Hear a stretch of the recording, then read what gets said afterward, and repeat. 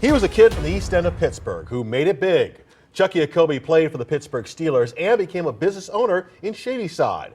But since he's been off the field, he's taken on a different battle. Yeah, Action News investigator Bofta Imam is here, and this all boils down to a fight with not just his neighbors, but also the city. Absolutely, and this story actually didn't start with Chucky Jacoby or his neighbors contacting us. It started with doing what we do at Action News Investigates, looking through public records, and this time we were digging into the city's property code violations. Turns out the #1 violator in 2015, the former Steeler, and that got our attention. When Chucky Jacoby played for Steeler Nation, he kept his head in the game. But the lineman also had a game plan for life after the NFL. We actually have done a lot of wedding ceremonies in this space. He bought the mansion at Maple Heights, then started operating a bed and breakfast along with weddings and other social events in Shadyside's quaint neighborhood. I wanted to leave a legacy in my hometown more so than just I won the Super Bowl. And that was the whole reason behind starting this business. And just this year, Forbes magazine highlighted the property. And on social media, Jacoby uses his tie as a former Steeler to score sports fans and draw tourists. Still, Jacoby says the neighborhood wants him out. It's 8 years, 7, 8 years I've been out of football. I've spent 6 of them in court fighting over this. Here's the crux of the complaint: Jacoby's party tent, and whether it's an accessory or the principal use of the building. The tent covered this entire courtyard. Jacoby says he mostly uses the property as a bed and breakfast. He says the tent was a bonus. Sometimes it's difficult to get 100 people into one space, so we were able to do that with the tent.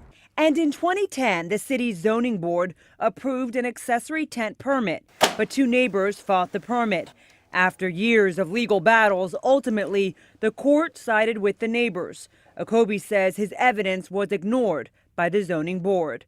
He says he also suspects complaints over the tent disguised what he claims is the real issue: his skin color. Before the situation, in my entire life, I'd never been a victim of racism in any way, shape, or form. After the court denied the tent earlier this year, Jacoby started receiving multiple citations for violating the court's order. It's all part of their agenda to just try to smear my business and get me out of here. The 2 neighbors involved in the legal battle declined to appear on camera, but told Action News Investigates race was not the issue, calling the accusation disappointing and clearly untrue.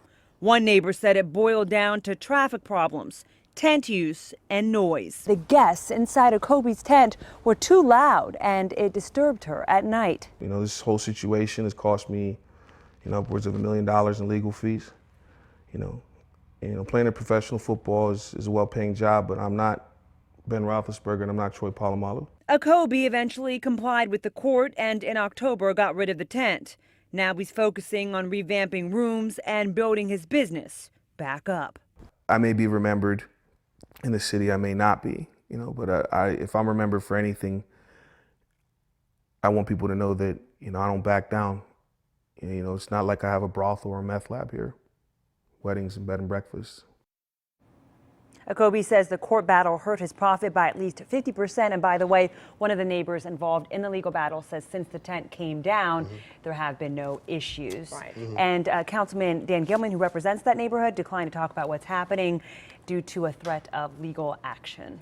So there's more brewing in this story. Potentially. I think everyone's hoping that nothing will happen because nobody wants to go back to court, right? Right. But you never know. All right. Keep us posted. Bofta, thank you very much. How about